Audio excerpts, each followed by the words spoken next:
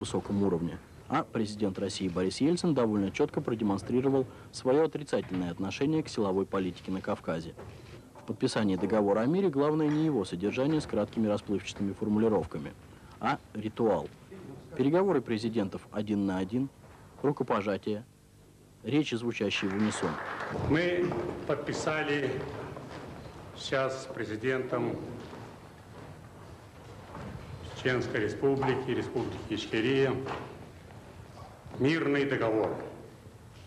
Мирный договор, которому предначертано иметь историческое значение, поскольку ставится точка 400-летней давности, когда шла все время какая-то война, неуверенность и так далее целого народа.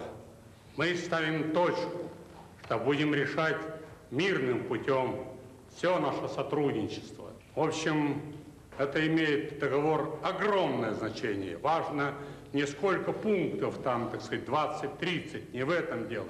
Тут один пункт. Мирный договор. Вот вся его главная начинка. Действительно, народы России, народы Чечни устали от этой войны, от этих проблем, непонятных 400-летней давности взаимоотношения с Россией и Чечней. Сегодня, я думаю, что лидеры Чечни и России сделали самый разумный шаг, который ждут от нас народы. А народ ждет, чтобы им была обеспечена безопасность и стабильность. Вот это решение мы приняли. Потребовалось 2 года войны, чтобы в отношениях между Москвой и Грозным нашлось место компромиссу, и такая встреча стала возможной.